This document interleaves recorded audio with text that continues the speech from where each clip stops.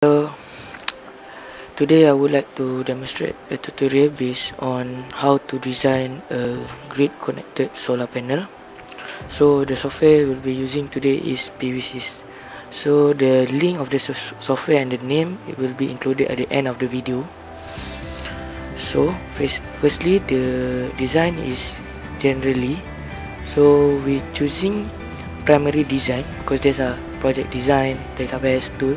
So basically for a beginner we choose primary design.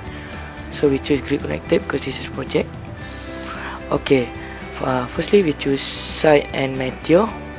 So we need to rename for example for this project we rename system pricing at Alugajah. Okay, we open the site to choose the place. Okay, we click the show map so we can select the place. For example for this project we choose Alugajah as a location, then we click OK. Okay, the horizon is based on the location selected. So the azimuth we are already synchronized with the satellite based on the location selected. Okay, next is the system. Okay, the area specification for this project we use annual yield, although we have active area and nominal power. Okay, the annual yield is taken from my set. That is the project area. So the annual yield is 1128.8 megawatt per year. Next we need to choose the angle, plan orientation. Okay, for this project the tail will be 35 and the azimuth will be 75 degree. So this is choosing based on the calculation that will be done. Next the system specification. There are 4 types: module type, technology, mounting disposition and ventilation property. In the module type they have standard, translocate, custom and not yet defined. Technology they have monocrystalline cell, polycrystalline cell and thin film. For the mounting disposition they have flat roof, facade or tilt roof, ground base.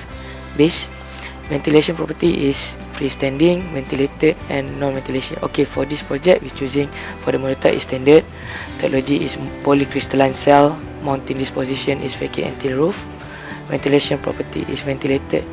After we choosing all the selected specification and we click OK, then we click the result to show how was the result. So basically the angle that is selected already shown here.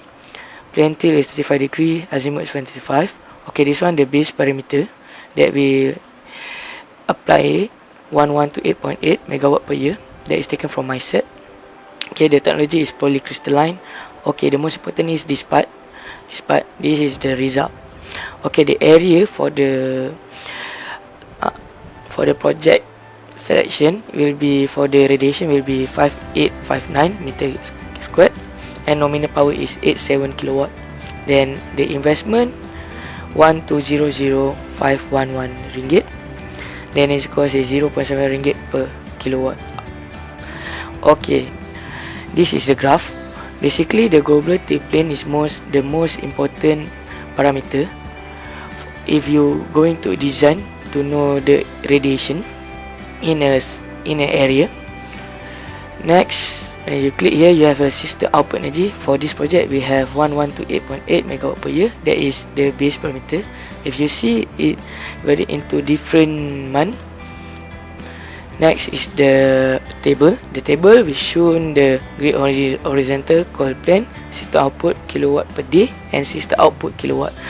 Okay, this is divided into monthly from January to December because the annual yield is taken for 1 year. Next is the economical or investment, economical gross. So the module cost will be 336125 ringgit. Support cost is 5121911. The inverter wiring is 960358 and the transport mounting 561587. So the total investment as I mentioned before is 1,200,510 ringgit. So basically for this one we can set it in edit cost. Basically, this parameter for this project, for this tutorial, we just take the given parameter. As we can see, the support cost, inverted wiring, transport mounting is all based on this parameter.